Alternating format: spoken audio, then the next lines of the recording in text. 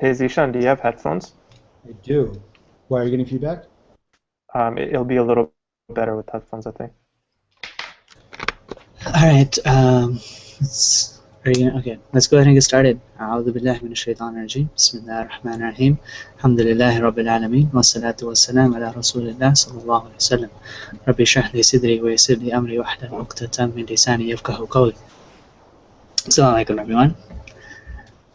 All right. So for those of you that are joining us and don't know what this is about, basically, this is a seminar that Young Muslims has started. And the reasoning behind it is that we want to basically showcase what people that graduate from YM have gone through and what do they do. How has YM affected them in their professional fields? At YM we provide sort of a balanced Islamic knowledge for individuals. Not everyone can be an alim or a sheikh. Most of us are going to be working in the industry. So what YM tries to do is we try to give that foundation of Islam to the youth so that they can take this knowledge that they have gained and use it in their fields and become model citizens in society.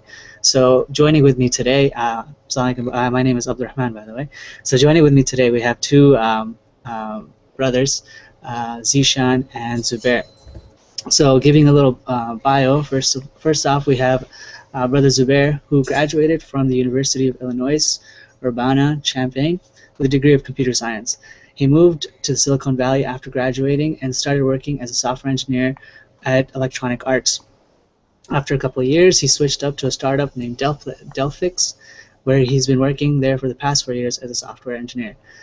And then next to him, we have Brother Zishan, who is also a software engineer and graduated from the University of Illinois at Chicago. And he's complemented with a passion of technology, and he's been working in the field for nearly a decade. And he specialized in web technologies and has worked on various projects and web solutions. All right, so gonna go ahead and do a quick introduction for you guys, so you guys can talk about yourselves. Basically, what do you guys do? How you guys got into this field, just basic bio. So we'll start with Zubair, and then we'll move on to Brother Zishan. Sure. Assalamu alaikum everyone. Rabbi shrah li sadri wa yassir li amri wahlul 'uqdatam min lisani yafqahu qawli. So my name is Zubair. As Abdurrahman mentioned in the intro, I graduated from the University of Illinois at Urbana-Champaign. So basically, I guess I can start with how I got into computer science, right? In high school, I took a couple of programming classes, and I really enjoyed the ability that you can build something. Like if you think about architects or people who build houses or bridges, like it takes a lot of material, and you can't just do it at home, right? Like computer science, you build something from scratch, and you can see the result of your work. So it was very fulfilling for me. I really enjoyed it, and in college, I started off, I didn't really know which major I wanted to pick. I knew I liked computers and I liked engineering, so I was like, hey, let's go with computer engineering. I didn't realize that a lot of computer engineering is electrical engineering, and I didn't particularly enjoy that. So I switched majors partway through college, switched to computer science, and ever since I graduated from university in the Bay Area, started working at a really big company and worked there for a couple of years as a freshman of college, and then moved to a smaller startup. So Zishan, you can take it away. Sure. أعوذ بالله من الشيطان الرجيم. بسم الله الرحمن الرحيم. بسم الله الحمد لله والصلاة والسلام على نبينا Allah. By praising Allah subhanahu wa ta'ala, peace and blessing upon Prophet sallallahu alaihi wasallam. I kind of almost felt like an obligation to kind of be a part of this and talk about some of this career counseling in regards to computer science, specifically because the major that I ended up choosing, I chose it because one of the brothers in Young Muslims at the time advised me to take my hobby of building computers and assembling computers and installing different programs. He kind of told me to take that from just a hobby to a professional level and actually pursue my college career as based on one of those discussions. So it's a little fun fact. A little bit about myself. I'm a software engineer by trade. I worked with a lot of private and public traded companies, as well as local governments and state and local government, and helping them kind of deploy solutions that meet their need that have to do with computer science and web platforms. And so that could be building a website for 60,000 people to hit at the same time, or that could be something similar to something of that scale, some customization that they may need. So I've been doing this for about a little under a decade, and I've had an opportunity to work with a lot of great companies in that time, and I want to share that with you guys today. Cool. Okay, so moving right into it, basically, we're going to start, the Q&A session, and we have questions here, and we will also at the end get questions from the audience as well. So starting with the basic question, what is computer science? This major that everyone talks about and everyone wants to get into. Just let's shed some light. Sure. Zubair, did you want to take that one? Go for it. I'll add to it if you're... Sure. So it's kind of so this is a tricky one to kind of explain, and I try to explain it a lot of times at family parties. And Zishan, what exactly is it that you do? And then I have to explain and it never really goes very well. So I'm gonna try my best to explain this in a kind of short and concise way. Computer science is a major that universities offer, and it's a major that universities offer, and the person who comes out of that major is what we call, in other words, and there's a lot of different names for it, but for lack of better words here, we call it a software engineer. Sometimes they're called a developer, sometimes they're called a programmer, sometimes they're called all sorts of things. But I think something that accurately describes it is software engineer, because it is a form of engineering similar to mechanical or structural engineering, who builds bridges or something like that effect. But it deals with code, and it deals with software. So Microsoft Windows, the Chrome browser, this video chat, it's all enabled by computer science, right? A software engineer built this. So the school part of it, just to kind of give you an idea of what it is, it's built on math, patterns, and then implementing all of that in code. When you actually go into the workforce, a lot of it is focused around code, but it leverages the engineering ideas and the design ideas that we learned in school. So that's computer science. Cool. And you have anything to add, Zubair? No, I think Zishan did a good job summing it up. Basically, software these days is everywhere, right? Like, it's in your computers, smartphones, toaster ovens, cars, spaceships. Like, if you think about SpaceX, Tesla, everything is controlled by software now. And the people that are writing that software are software engineers, right?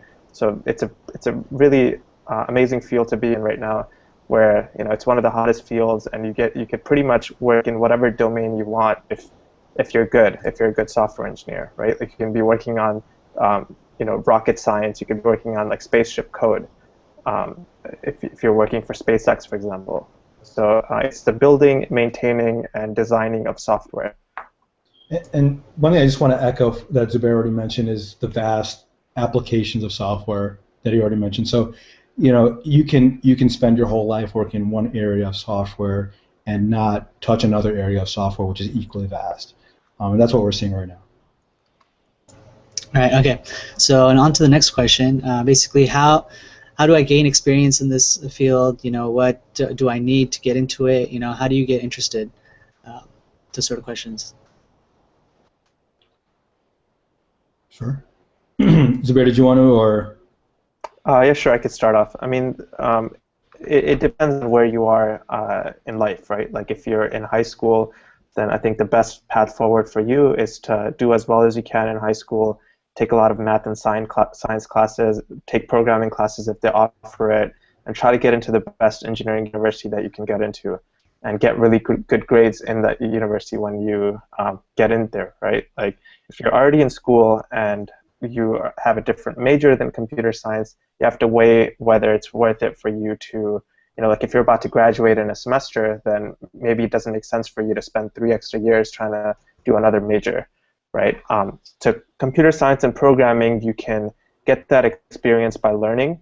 You can pretty much learn all of this on your own, but it becomes very, very difficult. And if you have an opportunity to go to a 4-year school for computer science, that's the best path forward. And after that, the better university you go to, the more doors that are going to be open for you. And after that, it all becomes a matter of experience, like gaining that experience and so on and so forth. Sure. Tishan, you have anything to add to that? Yeah, I was just going to say, if I could just repeat the question of how to get experience in the computer science field. I guess really to answer that question depends upon where you are in your journey. I mean, at some point, a lot of the people that we're going to be kind of discussing or speaking to right now are going to be at different levels. I mean, some of you guys might be in high school right now. Some of you guys might be in your early years of college. Some of you guys may be later, and some of you guys may even be graduated and maybe even looking in a job, but you just don't have that relevant computer science experience, right? So the way I would look at that is that I would try and I would look at kind of some of the fields that are popping, some of the fields that are really good out there, and kind of get an idea of where you want to be when you graduate. Or where do you want to be in 4 years after you graduate from school? So do you want to be like a web engineer? Do you want to spend a lot of time coding websites? So what are the popular things that are happening there? What are the industry trends there? A lot of times, even if you're not ready to be going to the job market, you can look at some of the job postings and look at the skills that they're looking for. Like for example, like I can talk about web right now, what we call mobile design. What we call like responsive web design, which is basically seeing the same web page that's on your phone as you see on a desktop. And we all have the experience where someone sends us a link on our phone or sends in a link that they made on their phone. They email it to us. We open on our desktop and we're like, what is this? Like this, it's totally different. So it all depends on where you're at. But I think definitely what you want to know is the first thing you probably want to figure out is where you want to be, and that's what is the job that you're looking to get to. What is a career that you're looking to get to? And then I would start aligning myself based on the skills that I see the industry demanding right now. And maybe you may even want to keep a couple options open. So some of that might overlap as well too. All right. Moving on to the next question. Does it matter what university I go to? I can answer that, or Zubair can answer that. Go for it. You can go first. Sure. I mean, basically, like in any type of like job or any type of life-changing event, it's all about opportunities. And some people have more opportunities, and some people have less opportunities. And what that really means is that when you want to go to the best school that you can possibly go to give yourself the most opportunities. I can tell you right now that if you're the #1 school in the country, like if you're at a university of, #1 engineering school in the country, like if you're at a University of Illinois Champaign-Urbana that Zubair actually went to, or you're going to an MIT, or you're going to one of the big top engineering schools, the big companies, the software companies, the startups, all stuff like that, they're going to go there first because they're looking for the best talent to recruit for their stuff. I mean, when you look at Facebook or you look at Google, when they hire out of college grads, what schools do they go to? So does the university that you go to matter? Absolutely matters if you want that opportunity. Does that mean you cannot get that opportunity by yourself sometime later with a lot of extra hard work? Yeah, you're going to have to. Either way, the end sum is going to be that you're going to have to work hard if you want that opportunity. Whether you work hard to get to that good university, or you go to another university that's not as good, but you work hard with experience and you try and get yourself visible in front of them and you get skills. So it does matter. And the reason why it matters is because it provides you opportunities and a good education. If you don't have that resource available to you, you're still okay. You still have an option to maybe highlight yourself and highlight your skills another way. So, yes, it does. Yeah, just something that I'll add to that. So being on the other side of the table now, I've been doing university recruiting for my company. I went to University of Illinois to recruit. I went to MIT to recruit, and when I went to MIT, it's insane. A booth at MIT for companies costs about $50,000. There's so much competition that each student can have up to 10 to 15 offers right out of college, right? it's like the big name, like really good engineering universities open up the doors for you, and you can write your own check. Right, the college fees around $100,000 for graduates from these schools, right? So absolutely it matters, and if you have the opportunity to try to get into one of these schools, you should do it. But I think you should also be economical about it, right? Like MIT and Stanford, those cost a lot of money. They cost up to $40,000-$50,000 a year. If you go to a public school like UC Berkeley or University of Illinois or Urbana-Champaign that I went to, they cost half the price, but they're still up there in the top 5, right?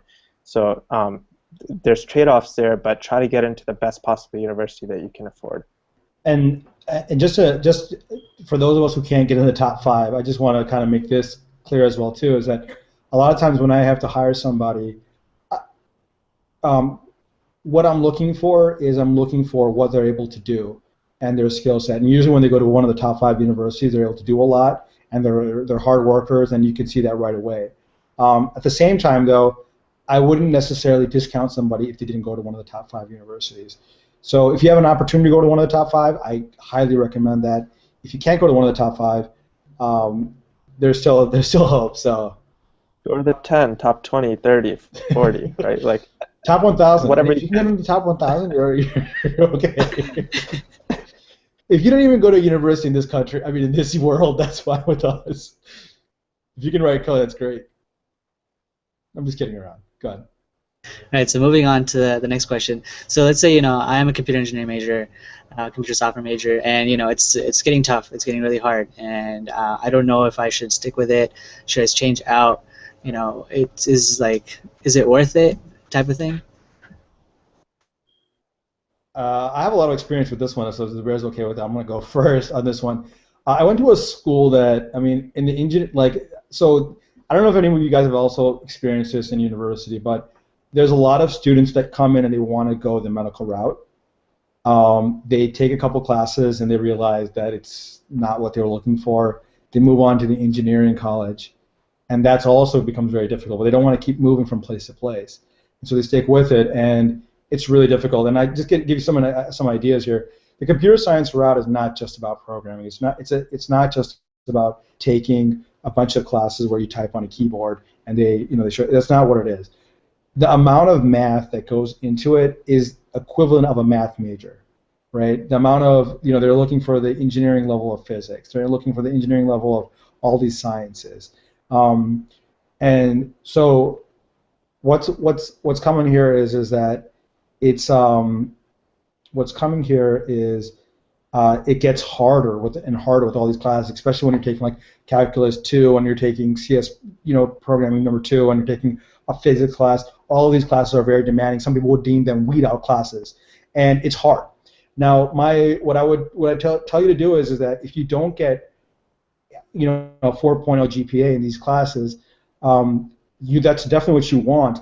But if you can't do it, I would still encourage you to hang in there and try and make it through if you feel that you can make it through. Because the ultimate point that you want to come out with as as someone who wants to be an engineer is you want a degree.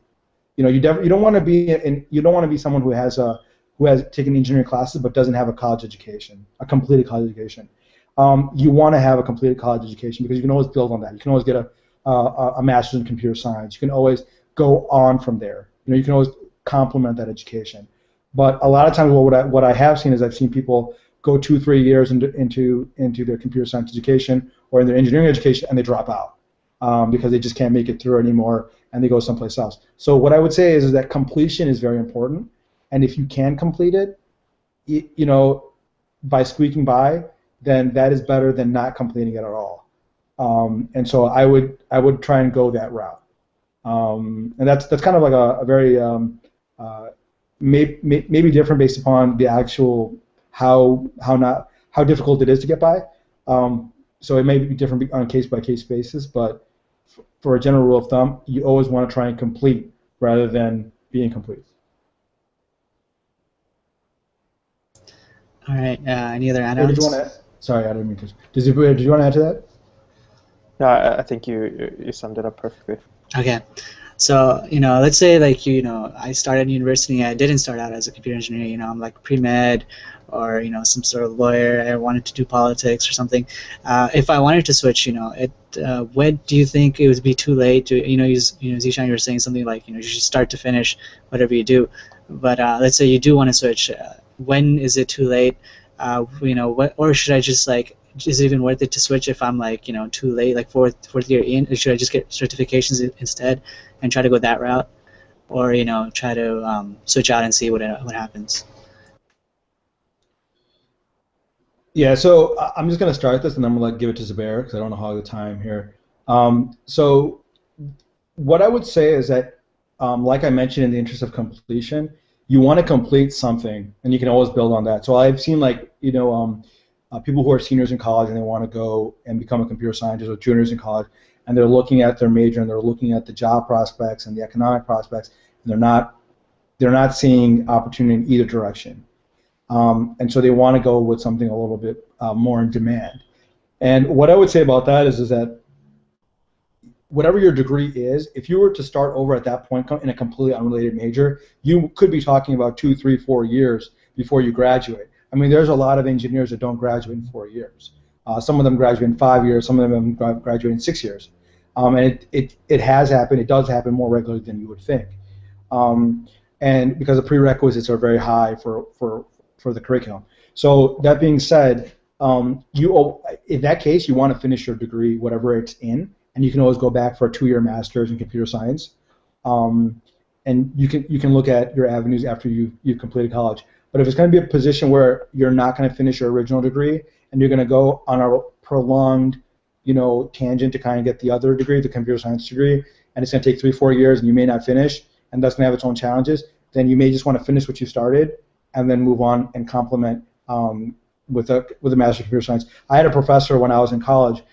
He had a master's in computer science, but his regular degree was in English. And we were all shocked that he had a bachelor's in English. But what the master's does is it concentrates the computer science classes. So all the electives, the liberal arts, all of those kind of classes that you don't really need, the language, et cetera, like that, to do your job as a computer scientist, they're not a part of your curriculum. So again, that's in the interest of completion. If it's going to take you too long to complete, then maybe you may want to just finish up where you're at, and then complement that with a master's, and maybe some of the other opportunities that are in the workplace. So, for example, some of the Microsoft languages, like their version of .NET, C#, et cetera, they have certifications. They have a certification called Microsoft Certified Software Developer, right? MCSD, where they have where their code base, you can have like a certification in that to say that I know that I'm proficient in that, I passed. Microsoft has certified that. So that might be something that you may use to complement, your after your bachelor's education.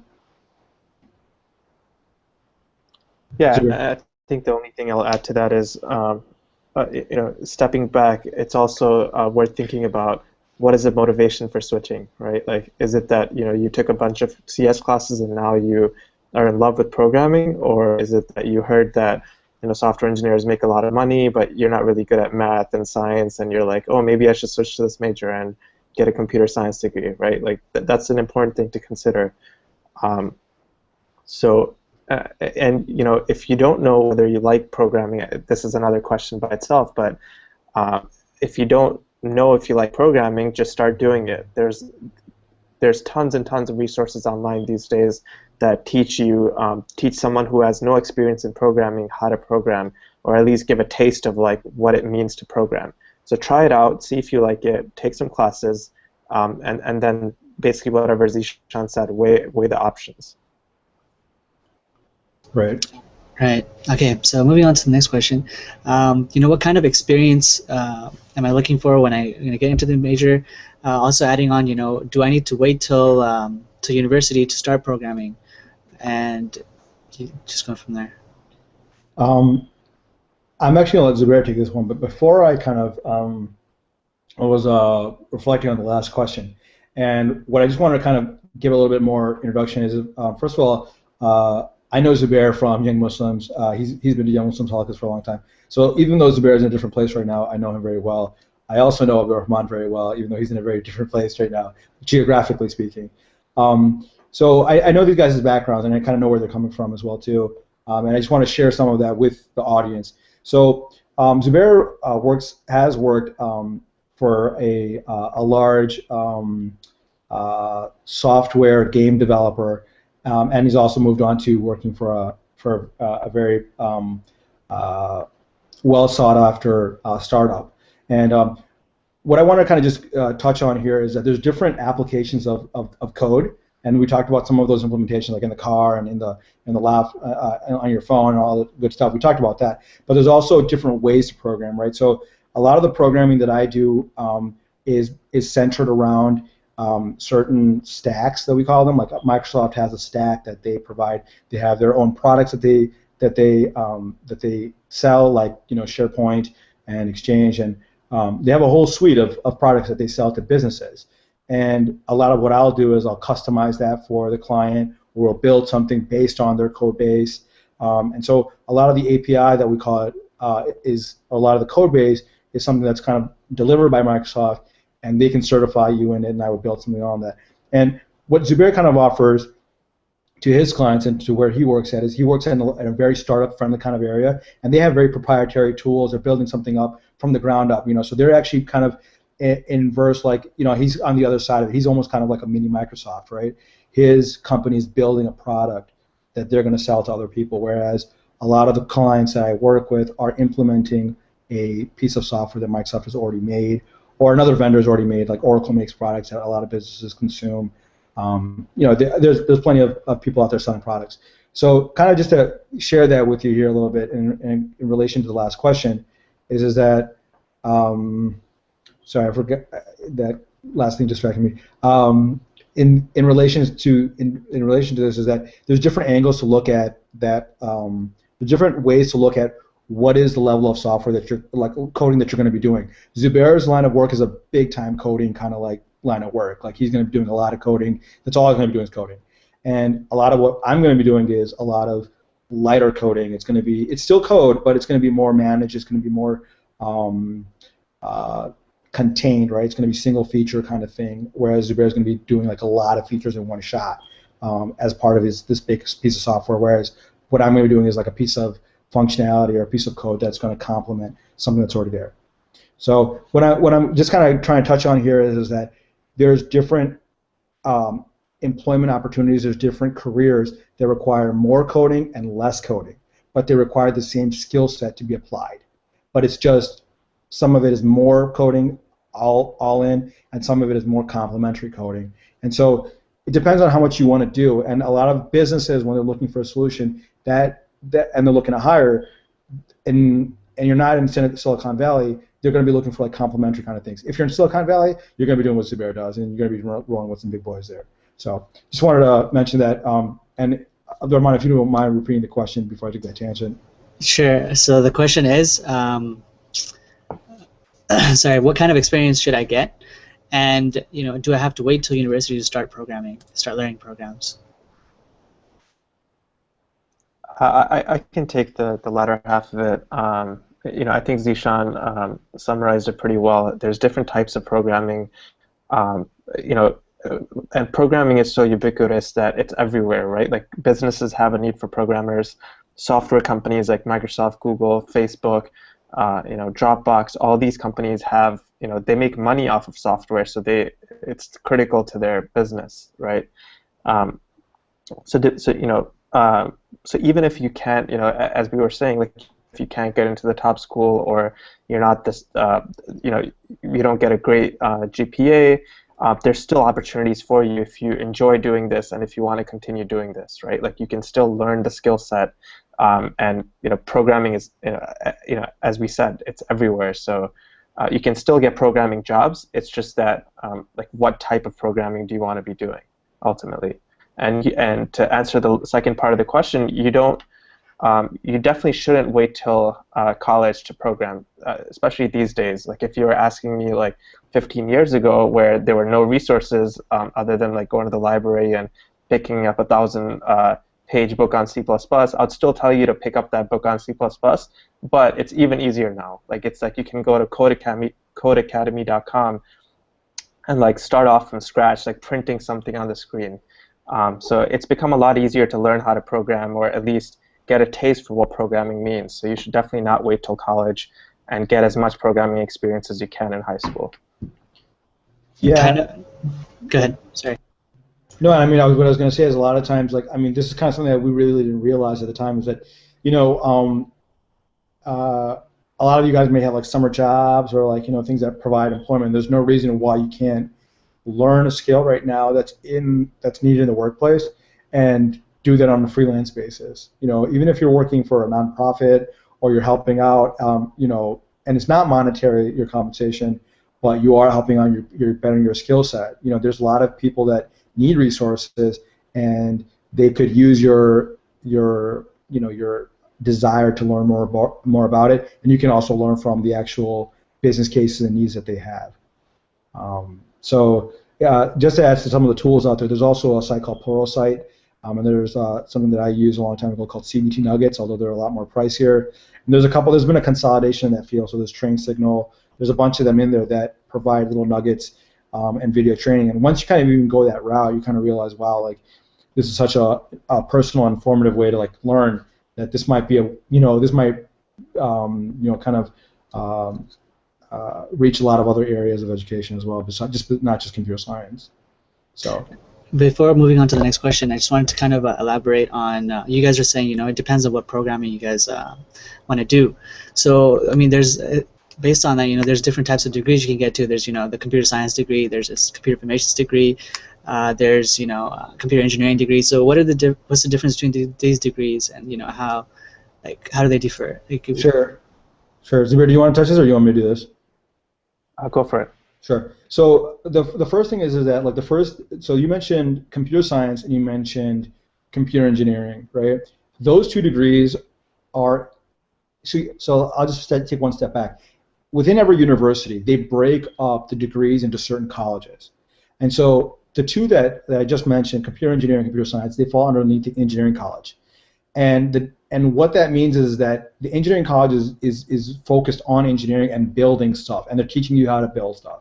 And computer engineering is different than computer science, and that computer engineering has to do with like more like microchips and like more like building. You know, it's at a different layer in giving you like it is kind of like software, but it's not the software that you're used to interacting. Yeah, it's more like programming hardware. So like the actual chip in your iPhone, the chip in your Android phone. You know, the chip in your, there's a little bit of code in there that kind of tells the chip what to do, just like the simple operations of it, and that's kind of more along the lines of what they do. So a lot of computer engineers, they'll end up working for Intel. They'll work for Broadcom. I mean, if you're in the LA area, they'll work for Broadcom, like cell phone radios. They'll work for, those are the kind of the applications that they'll do.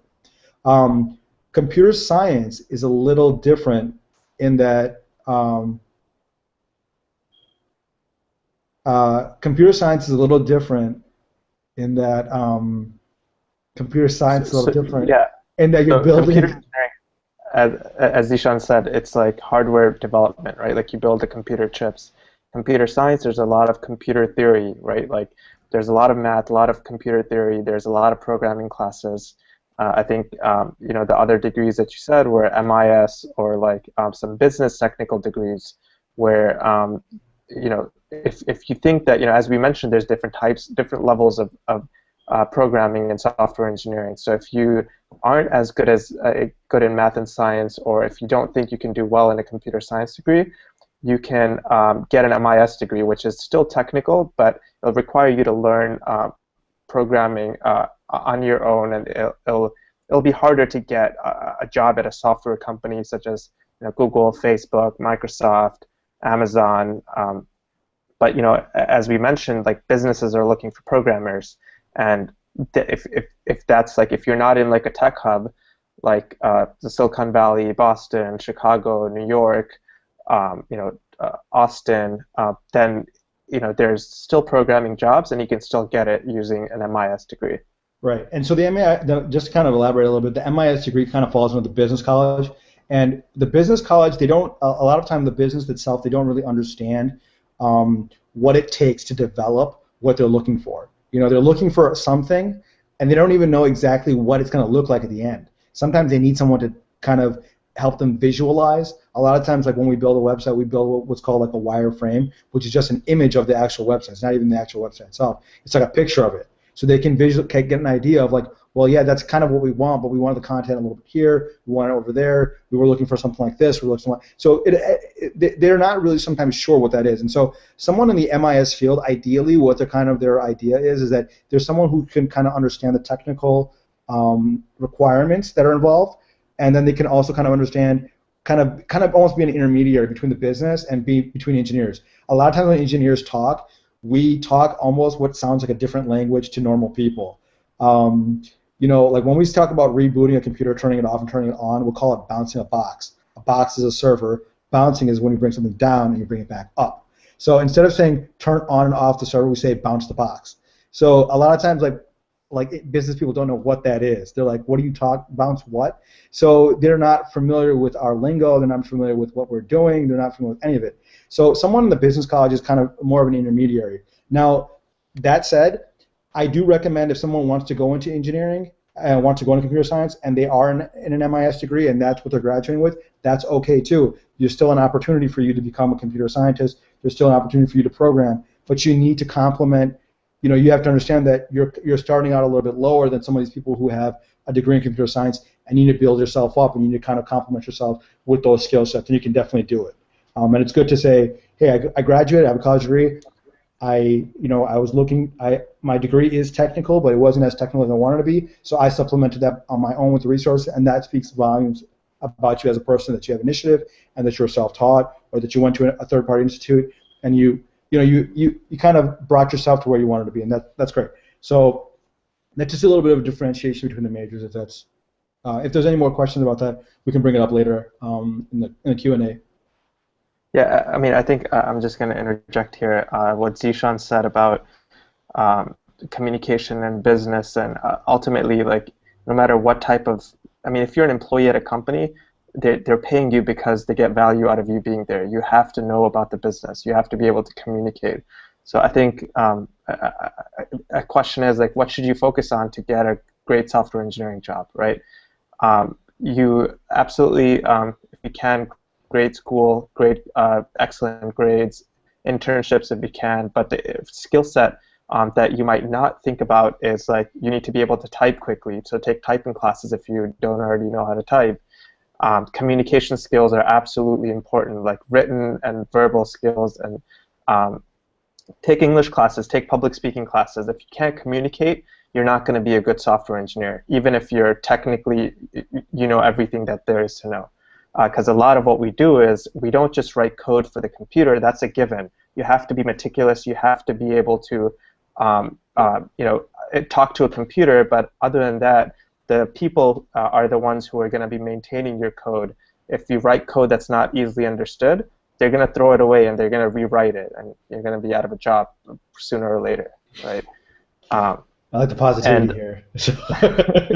I mean, I'm just trying to stress the importance of communication skills, and I think that's a huge thing that young Muslims taught me personally. I was an introvert, as Zishan could tell you, when I was 11 years old, and Zishan would pick me up from school, and like we would hang out, and I was like, wow, like this is really cool that someone older than me is spending time with me, and going through Young Muslims, going through the NeighborNets and the study circles. It really taught me how to open up, and taught me, like, the organizational skills and leadership skills that have put me in the place that I am today.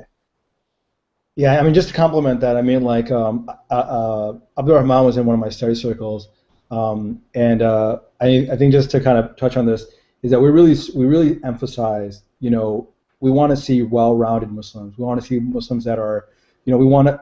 A lot of what we do in Young Muslims, we try and become Islamic workers, and we know that to do that, we have to sustain our family lives. We have to fulfill the example of the Prophet, in that he was that he was the best at everything, and not just best at software engineering and best at giving good speeches. And so, that's kind of where we come from, is that we know that people can't do Islamic work if they have to worry about feeding their family and they got to work 12-hour days. And are worried of living paycheck to paycheck. And so kind of being a balanced Muslim is being a good professional Muslim, and those professional skills that we build, at Young Muslims or what that, we take that into the workplace, and we are a good ambassador for Islam, not just a good ambassador for whatever school we went to, and so we kind of express that, verbally. We express that, like, in all the other skill sets that we've learned along the way. So, and just to mention this is like, we always talk about school. Every time I talk with some of the YM guys, I talk to them. Okay, where are we at with school? How are we doing over there? What kind of degree are we in? What's the program looking like? How long before graduation? How are we doing about this and how are we doing about that? Because those are all very important things to us here at Young Muslims, and that's why we do this webinar series, because we're really important. We focus on both aspects of our life here. We're very interested in our akhirah, and we are very interested in giving ourselves a skill set to prepare for akhirah by taking care of our home life and everything else that may need to be taken care of. Okay, moving on to the next question. Is it worthwhile to get a master's degree in this field, or are certifications more important? So I'll just kind of touch upon this a little bit. So a lot of it depends on what your bachelor's degree is. And if you're already a good programmer, you're already working in the field, getting a master's degree in computer science, depending upon the company that you're working for, may not be it all depends on kind of like what track you chose in computer science. If you're doing a lot of what's it called, like a lot of kind of maybe like core coding, or like if you're working for like a Google kind of company, Google has Google X Labs, where they kind of take PhD candidates and some of the ideas that they have and actually implement them in terms of code. And so they're at the cutting edge. The companies that I work for, they're not really looking to do that.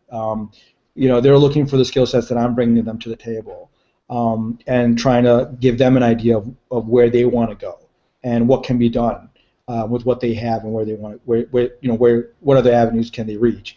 So that said, if you're working in kind of like a field where you're a lot more client facing, and there's the client are using your resources a lot, and they want kind of something a little bit more along the lines of where I'm at, you're probably going to want to be more in the certification route. You kind of want to be present to a potential client that give them the confidence to know that this guy knows this stuff, and there's a third party that kind of verify that, and they know that they have the person that they're speaking to is a subject matter expert, and is giving them they can have confidence that this person can be a trusted advisor in what they're looking to accomplish.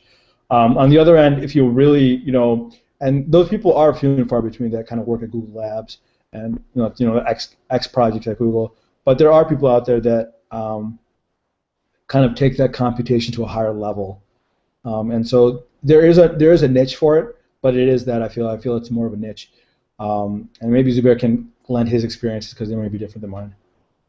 Yeah, I think the question about masters is a good one, where if you, as we talked about earlier, if you have a degree other than computer science and you're really looking to get into this field and get a job at Google or Facebook, and be a hardcore software engineer, then I think a master's in computer science from a really good university, opens up the same kinds of doors that I talked about earlier. But if you've gotten a bachelor's degree from a decent university, and you're asking that question, then you should probably not get a master's in computer science. Where it's like if what Zishan was mentioning, that Google, a lot of large companies have R&D departments where they hire PhDs. It's really cool jobs. You get to experiment with cutting-edge technology, but you really have to know, you really have to have a passion, and you really have to be like, hey, I want to get a PhD, and I want to further human knowledge in this particular area, right? If you don't have that passion, or if you don't know that for sure, then don't get a master's or PhD. Get experience, get out there, get a job, and move up from there. Yeah, I think that's actually the real, we kind of compared it, do I want a master's degree or do I want a certification? And I think really what you want to also kind of throw into the ring there is, do I want a master's degree, do I want certifications, or do I want work experience? And I think work experience is definitely something that a lot of potential employers, people that you're going to meet throughout your career, that's what they're going to be looking for, especially early on, because when you look at someone who's out of college, that's what's missing on the resume. Education, yeah, we got it, that you got a great education. Now I want to see what can you do with that education. So you want to kind of complete that portfolio, and I think experience is going to be a big part of that question. All right. So we'll move on to the next question. So aren't all like programming jobs being outsourced? So is it is that a problem for you guys? Do you guys see it as a problem? Is it something that uh, people in the States should worry about? Yeah, I'm going to answer that one first. I've already bought my house in India so that when the jobs are outsourced there, I don't want to have to come there after all the good houses are taken, and then I've got no place to live as a software engineer there. So, Zubair, if you want to follow up on this. Sure. I didn't buy a house in India. Uh, if you look at the job labor website, the amount of jobs that are opening up for developers far exceeds the supply that there is, right? So companies are looking to hire, H1s and find foreign talent because there isn't enough locally. This was a huge scare when I was going to school and people were recommending against like doing computer science or like, oh, like, in 5-10 years your job's going to be outsourced. I think first of all, like if you're really good at your job, if you're a really good software engineer, you'll you'll I highly doubt you're ever going to have to worry about having a job in your lifetime. So with that said, if you're not so good, I still don't think that you have to worry, right? The jobs that are getting outsourced are, I don't know of a good case where they outsource the jobs and it works out. Like at my previous company, we had outsourced teams and they were just a disaster. Like projects would get late. You'd have to manage them very closely, and then whatever they ended up building, we'd have to throw it away and rebuild it from scratch. Like that's not a threat at all. Like that should be a non-question. Right. So, I mean, I've also had some experience with, and it's actually, unfortunately, it was very similar. So here's what's driving all that, and what's driving outsourcing is cost. Okay. And so the first thing to understand is that the best programmers are still in the U.S. So companies are looking, when they're looking for top talent, they know that if they, when they're looking for top talent, they know that a lot of that can be found in the U.S. and the best talent can be found in the U.S. What we do, a lot of companies originally, this happened also when I was going to school as well too, that, oh my God, outsourcing was invented when I was going to school. And a lot of people were like, are we even going to have jobs when we graduate? Like, is there going to be anything left? There's just a lot of obstacles to outsourcing. First of all, like the first thing that attracts them there is cost. But the problem is that even with all the cost savings, the skill set is not really there. The specialization is not really there. And to be honest with you, if there was specialization there, we actually try to hire some people out of India, to work in India for us. Kind of, we call it a chasing the sun environment. And the problem was that anytime we'd find somebody good that was worthwhile hiring, somebody like a big fish already picked them up, like Microsoft or Google, and they were long gone. So if we have the same thing as well too, like we called it, like in the subcontinent, Pakistan, India, whatever like that, we called it the brain drain, right? Anybody who's good leaves there, and India has the same problem. I mean, so it's the same thing with computer science. So long story short, good jobs, best programmers still in America. A lot of companies have tried that method. They've kind of seen things not work on their time frame, kind of on the way that their business works, and kind of realigned themselves and said that's not really what we're looking for, unless it's something that's really not time sensitive or something that it'd be nice to have, but something that we really don't care about. So it's kind of like one of those things. One of them, what all businesses have kind of realized is that if they want to have if they want to have that kind of that model, they have to move their company to India. They have to move part of their company to India and send a manager out there and try and recruit people and kind of work it that way. It doesn't work like you just dump the project to India and it'll come back like everything you wanted. It's just never going to happen, or hasn't happened yet. Let's put it like that. So, that just a way before you guys send your hate mail. First of all, if you're going to send hate mail, send it to Abdul Rahman because he's a much better reader than I am. The second thing is that there is a lot of talent in India. It's just that it gets picked up by other big companies. So there's a lot of intelligent, smart people in India and other areas of the world as well too, but they get picked up quick. So. Right. Oh man. Okay, so moving on to the next question, and this question, I guess, Zubair probably have a better field in. But basically, what do you guys think about startups? We live in the age of everyone's doing startups. Like anyone in the tech field, everyone's talking about, oh, you guys just do a startup, do something. I know personally, like two of my friends actually that they quit college to join a startup company. So is that something? Do you guys think is smart? I don't know, because people, they want to make money, and this seems like the quickest way. Yeah, I mean, so there's two different questions here, right? There's working for a startup, an existing startup, and actually creating your own company, right? And I mean, if you look at Mark Zuckerberg and Facebook, like, and now people think everybody thinks they can do that, right? The chances of Mark Zuckerberg is 1 in a billion, right? Like he's only one person that did that. So I mean, it's great that if you have an idea, if you already know programming and you've already developed a prototype, there's a lot.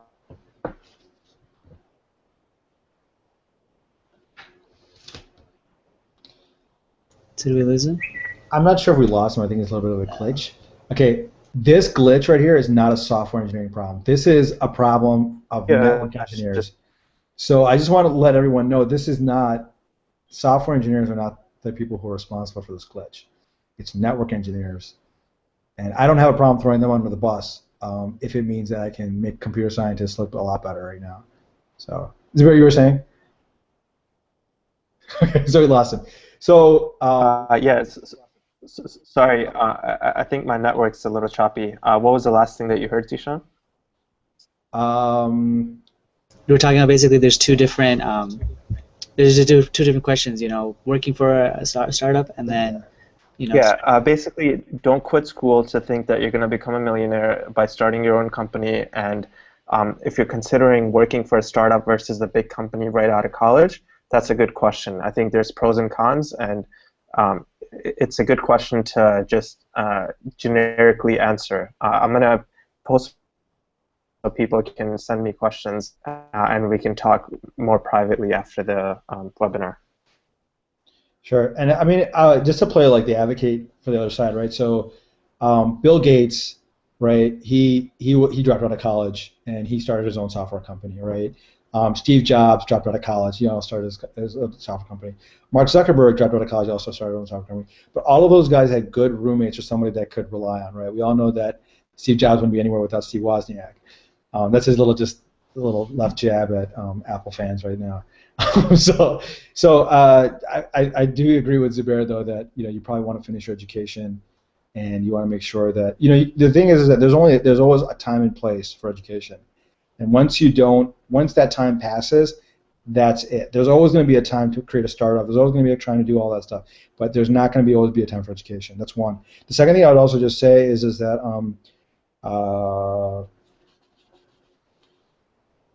I actually lost my train of thought. But I would say that you always want to finish your education. And the other thing too is that I feel like right now there's been a lot of media attention on what we call the STEM fields, right? Science, technology, engineering, and math. There's a shortage of these four fields. And what that means is that we're at a time in the market where money is very cheap, and a lot of venture capitalists have a lot of money, and they can throw a lot of money at startups hoping to make money. I saw something similar to that when I was in college in the year 2000. We called it the dot-com boom, and it did go bust.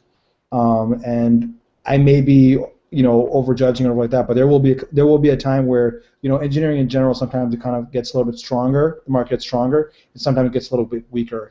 And so I think you never want to be on that weak side without, a real degree, without real credentials, in case something doesn't work out for you. So you got to kind of keep that in mind, is that, the market does fluctuate, and a lot of times companies have more, depending upon how the market is doing, companies have more money to spend on projects, and companies have less money to spend on projects. When we had the recession, a lot of companies were cutting back. They didn't want to really spend a lot of money on new things, just maintaining old things or critical things. So you kind of got to keep that in mind as well too. That it's good right now. If it's not good tomorrow, what are we going to do? So. All right. So we're pretty much well, go ahead. I'm gonna go ahead and ask you guys if there's anything that you guys specifically think that needs to be talked about right now. If not, then we're going to move on to the questions that the audience has posted and emailed to us. So is there anything that, for regarding the field at all that you guys want to put in some comments for? Yeah, I just kind of wanted to mention something that we hear a lot, which is like information technology. That's a word that we hear a lot, and also kind of elaborate on that. When you take the like something like another field like medicine, for example, there's different people in the medical field. There's doctors, and even within the doctor's skill set, there's cardiologists, there's epidemiologists, there's different doctors, right? And there's generalists and there's specializations, and it's the same thing for programming, right? And then there's also different people that support the doctors. There's nurses, there's pharmacists that fill the prescriptions. So a lot of times when you talk about the information technology world, we call a lot of times we call it the computer scientists. We'd say that they're in the field of somewhere like where the doctors would be. They're the real engineers. They're actually diagnosing. They're looking at what the problem is. They're creating a solution for the problem.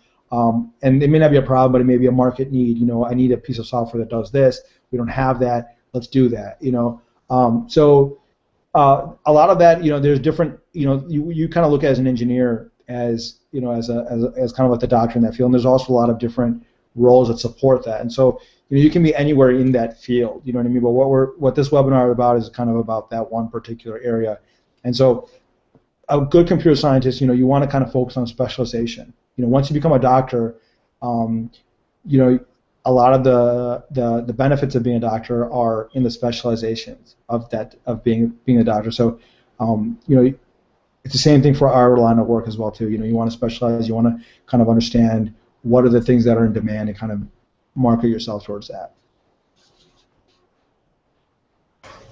Zubair, you have anything that you want to say? No, I think we could start taking questions from the audience.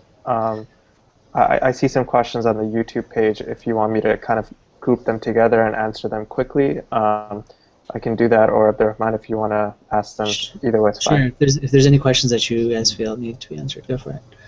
I'm also looking at our email, so you guys can answer the YouTube ones. Sure. I think, let's see. So there was a question about different types of development, right? So there's all these different words like data analyst or machine learning. Like, are those software engineers? I think data analyst and machine learning, data science and machine learning are a little bit different, where they try to get metrics on how things operate, right? Like, how are users using this website, or like how many clicks are we getting if we place the button over here versus over here? Looking at Facebook, like, how are your friends connected? How are you interacting with your friends? So there's a lot of teaching the computer to take in a whole lot of data and make sense of it, right? Like, how do you make sense of all of these patterns? So there's not a whole lot of coding in data science. It's more that you need to create the metrics that you care about and track them and analyze the data. So those two things are a little bit separate. There's another question about there's really old school languages they're teaching me at my CS program. Is this something I really need in the real world? I'm not sure what old school languages means. Like, I'm not sure if that's C or C++, but I think whatever they're teaching you, it's probably useful if you learn that and learn it really well. Like, you can apply that to learn some newer languages. Programming languages, like, once you know different paradigms, like once you know like C or C++ or Java or JavaScript, and you know the language really well, it's easy to learn another language, because the language constructs are usually, they're usually the same. It's just the syntax is different. The way you write some code is different. So basically, learn whatever they're teaching you, learn it well, and you can pretty much pick up other languages on your own. Zishan, does that make sense? Yeah. There's another question. So there's different areas like networking, the cloud, security, legal hacking, game development, web development, application development, databases, UI design, UX, mobile development. Like, there's a lot of different types of development. Like, how do I know which one I want to get into? I mean, you're not going to know. unless you actually start playing around with these things. The best time to do that is in school, where you can take different classes in different areas and see which one really resonates with you, right? And outside of school, you have to read up on it or see like what's interesting to you, but you can't know what you like unless you actually get experience with it.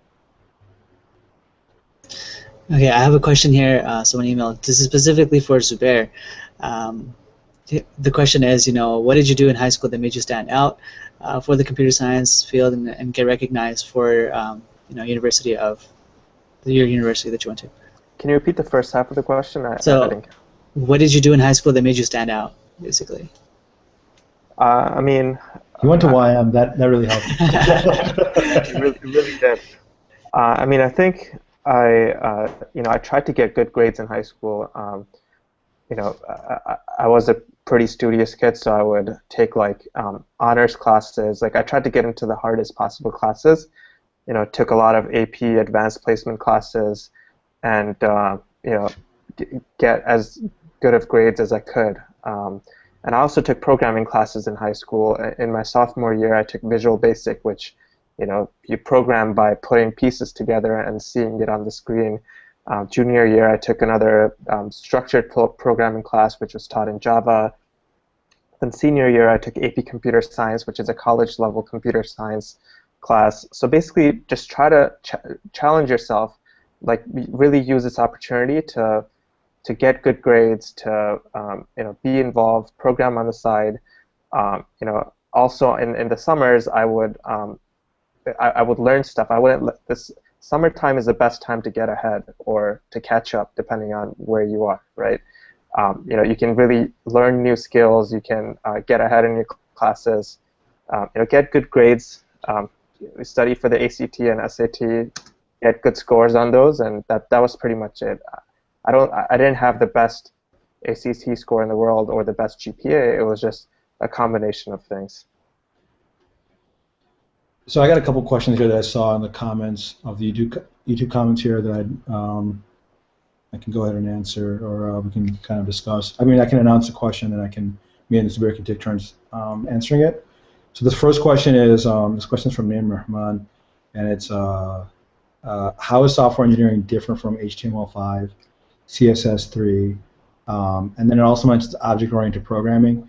Okay, so when you say object-oriented programming, I'll get to that one a little bit later. So usually, like what I was expecting you to say after that was JavaScript and jQuery. All three of those things they have in common with them is they're commonly used on the web. So HTML5 is the new HTML standard because of and CSS3, and that was kind of what I was talking about earlier with responsive web design, where the page looks the same on it's the same page. But what's on the page changes based upon how it's on your on what size the device you're on. So that the actual web page, what it displays, looks different, but it's the same exact page. A good example of that is like Guardian.com. You can kind of see like the content move as you scroll the page back and forth. There's a lot of other responsive websites. You can type on Google top 100 responsive websites. So basically, those three things are kind of like we call them I would say that's more like the presentation layer. HTML, we call it like if any of you guys are familiar with Model View Controller, MVC, where you have HTML, which is the actual writing, you have CSS, which is providing the actual style and the graphic and the look, and then you have like jQuery, which might be like some kind of functionality that you're trying to make happen on the page. They're all basically a subset. All three of those are tools that are part of one subset of computer science or software engineering, and that's basically the web side of it. That's basically just one side of it. I mean, there's object-oriented programming, there's client-side code, there's different object models, there's a lot of other technical terms that are going to sound like gibberish as I bring it out here right now, but they're basically just a subset of web technologies. Yeah, and I think that exactly right. Software engineering, they're just tools that software engineers use, right? They're programming languages, frameworks that you use to program, and programming is part of software engineering.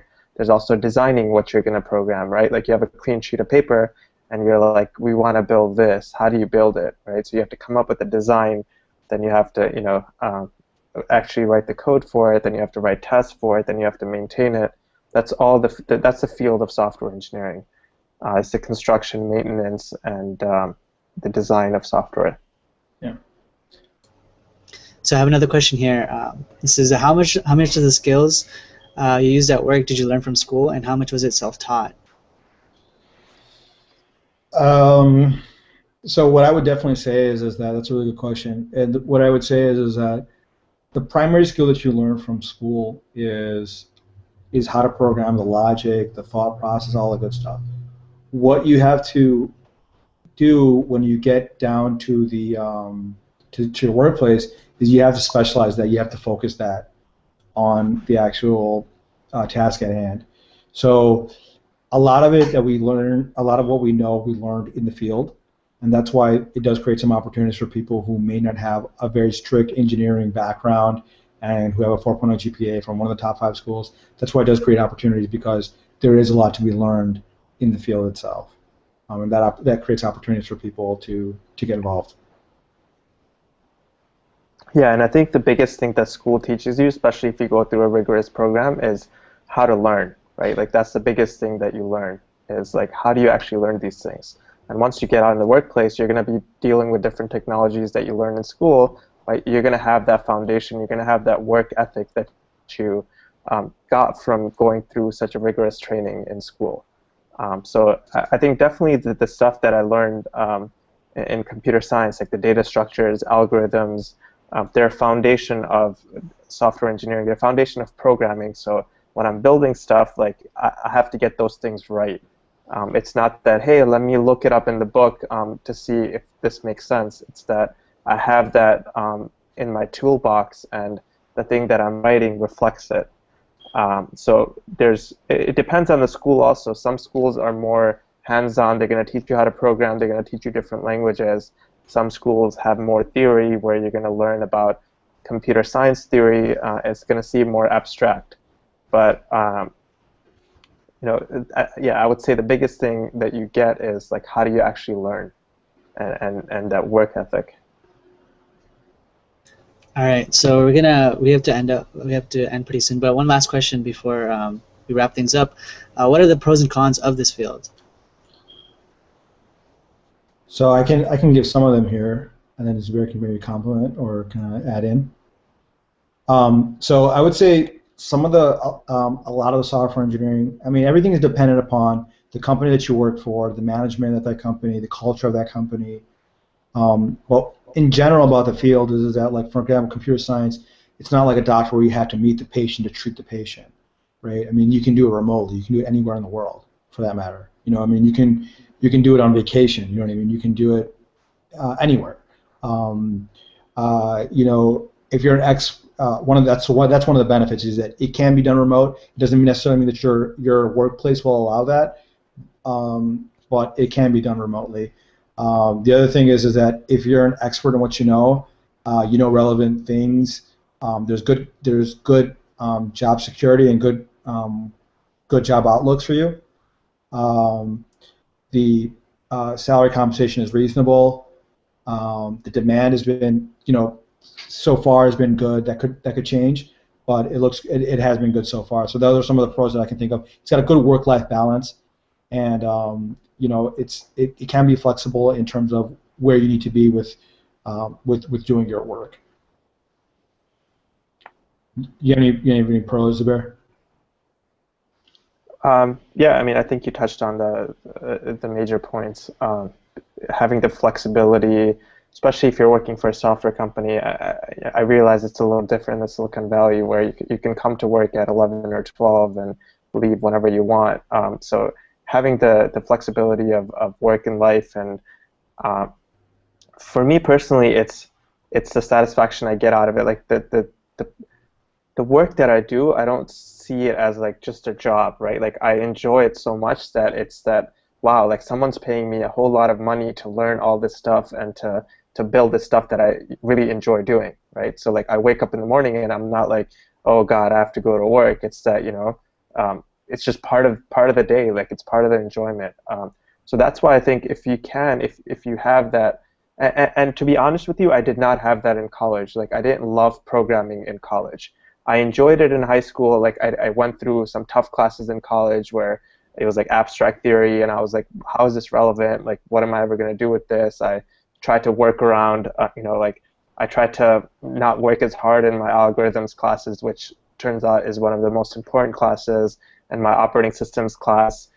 So there are a lot of regrets that I have, but I think that's the purpose of this, right? Like, it's so we can pass on our shared knowledge and experiences. So over time, I've developed a strong passion for software development, and it's just a fun field to be in. There's compensation is excellent, compared to like other fields. Like if you're looking at over $100,000 salary right out of college, like if you told me that in college, while I was in college, I would laugh at you. I'd be like, there's no way anyone is going to ever get that, right? It's just a great field to be in. I can't recommend it highly enough. And I just want to polish some of that, like kind of set expectations a little bit. It's not common, unless you go to some top 5 school, to have those kind of offers lined up. But there are some of them at the very top of the pyramid.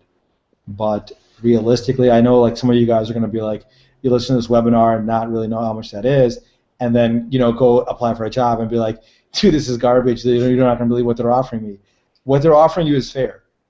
There are a couple of different companies that have money to throw around, and right now, because they're fighting for engineers and stuff like that between companies, they're willing to go that high. I mean, if somebody's paying $50,000 for a booth to hire somebody, what kind of companies do you think these are? You know what I mean? These are not like your small shop companies. These are companies that are making millions of bucks. So they have 50 grand to just spend on like a booth. If they don't even hire somebody, though, it's worth it for them to go out there and market their name and all that good stuff. So there's other what's the word I'm looking for? There's other motives behind some of these career fairs and these college fairs, besides just going to recruit guys and guys and gals. I mean, computer science people. Do we touch on the cons? I don't think so. No. Okay, the cons is you're not going to get 100 credits. That's the first one. Okay. I'm just being really realistic here. Like the other thing too is that for some of these opportunities, you're going to have to travel. A lot of us also think that we're going to get we're going to live at home with mom and dad for the first 3 years, and we're going to go down the street next to our college, and we're going to go work over there. It's not really realistic. You got to go where, especially in the beginning when you're trying to build your portfolio, you got to go where the work is. And you got to go where the best opportunity for you to work is. And a lot of times that's Silicon Valley. I mean, Zubair is not from Silicon Valley. Zubair didn't grow up in Silicon Valley, but he went. The state that I live in right now is not the state that I grew up in. I did move here for work. So that is part of the game sometimes, is that the good opportunities, you're going to have to make a jump for that. You're going to have to move for that. The better thing is that I have some friends in the medical field, and when they have to go for opportunities, they have to go to these boondock, remote places, Lake Minnetonka and all that good stuff, and be a doctor over there, because that's where the good opportunities are. For engineers, the good opportunities are usually in major cities. Some of the other cons that I can think of right off the top of my head: getting through engineering school is hard. It's not as easy as it may sound. It is really difficult. It's really challenging. It's really tough. Not a lot of people make it. I went to a school that's a tough school to go to, and I remember that my first computer science class, they go in a series, 101, 102, 201, 202. The first one had 250 kids in it. The second one had 120 kids in it. The third semester, we had 60 kids. The fourth semester, we had 30 kids. And the fifth and sixth semester, we would have 18 all the way through. In my major, there was 3 people that graduated that semester. So it's hard, you know what I'm saying? It's not that easy, you know what I mean? And that's why I try and stress, and I try and sympathize with people who are having a tough time in school, going through engineering school, is that, yeah, I know it's hard. I know it's difficult. But completion is important, and make it through the best way that you know how, but make it through. Because once you have a degree, no one can ever take that away from you, you know what I mean? But if you have 118 credit hours, that's not 120. You know what I mean? That's not enough for graduation. So you want to have a degree, you want to have something that says that something for all the effort that you've put in, especially if you've put in 118 hours out of 120. So that's really important. And so the cons, the school is hard. You constantly have to learn. If you're one of those kind of people that doesn't want to learn, doesn't like technology, honestly, there's very few people that I will discourage from computer science, but I would discourage you. Like, if you don't want to learn, you don't care about technical stuff, you're not interested in that kind of thing, this is probably not the right field for you. You'd probably be better off doing something else. Because in our line of work, you're constantly learning, and you actually, like, just like Zubair said, like, the best thing you can learn at school is learning to learn, like learning, because you're going to be doing a lot of it all the way through. And in our line of work, if your skills are rusty, you're out of work. You know, I know that, you know, job security is all based upon like the skill set that you bring to the table. And if that skill set is rusty, you know, I know people that have left jobs specifically because it was very comfortable. It was too comfortable, and they weren't learning anything. It's like, it's just a waste of my time. You know, they're like, I may be enjoying myself right now, but I'm not going to be enjoying myself when I'm unemployed. Skill set is what moves in this line of work. You know, that's what creates opportunities for people who don't have engineering degrees to come into this field. You know, because skill set is what's needed, technical expertise is needed, and there's a demand for it. But if you can't deliver, if you can't do, you know, if you don't know those skill sets that companies are looking for, then it's going to be very hard to position yourself, even if you have a lot of experience. You know, it's about, at the end of the day, helping the company get to where they want to be. So, you know, job security is really good, but at the same time, you know, you need to kind of continuously be learning. And one of the other things too is that this is also a general market trend. It's not specific to computer science, but you will have good job security, but it may not be at the same place. So what a lot of engineers have to do is they move from company to company, they move from job to job, and a lot of that has to do with also the opportunity of what skills they can learn at the company that they're at. So. A random aside that I'd like to mention that I forgot to. When I went to University of Illinois, I was really hoping that, you know, I'd see a lot of MSA people or Muslims that would be in computer science that would apply, because I was like, I have great jobs here. Just, you know, be good and I'll hire you, right? But you know, there was only one Muslim that applied, and I knew him from when I was in school. Like, he was in high school at the time. And so it's a great field. You know, I'm not sure why Muslims are shying away from it, but you shouldn't. You should definitely go into computer science and software engineering. All right. So we're gonna wrap it up. First of all, Jazakallah khair both, you know, Zishan, Zubair, for coming out here and giving us your insight, your you know, your education and your knowledge. I really benefited a lot, and I hope the audience did as well. So just wanted to remind everyone that this professional is a series that we're going to be that YM is doing. And, you know, off the top of my head, I can think of other majors: accounting, business, law, even you know, Ilm. So we have a lot of things coming up, and if you have friends, family that are, you know, in those majors, I highly encourage you guys to, you know, let them know about this, that we will be doing this. And you know, get involved in YM. As you guys can see, you know, these are two prominent figures from YM, and a lot more will come later on that, you know, went through our program, and, you know, they're alhamdulillah, they're doing really good, and they compliment YM after they leave, saying, you know, they really did help us through with their life and their job and stuff like that. So, you know, get involved. You can find out more about our what we do from our Facebook, you know, Young Muslims site, you know, ymsite.com. And if you want to get involved, there's plenty of ways. There's look up for, you know, local NeighborNet in your area. We're all over the U.S. So, and you can always, you know, you can always continue to send us questions at questions@ymsite.com, and we'll try to get to them, inshallah. So we'll end it. Subhanakallah bihamd nashhadu an la ilaha illa anta nastaghfiruka wa atubu ilayk. A'udhu billahi minash shaitanir rajim. Bismillahir rahmanir rahim. Wal 'asr innal insana lafi khusr illa alladhina amanu wa 'amilus salihat wa tawasaw bil haqqi wa tawasaw bis sabr. Ameen. Jazakallah khair for coming. Assalamu alaikum wa rahmatullahi wa barakatuh.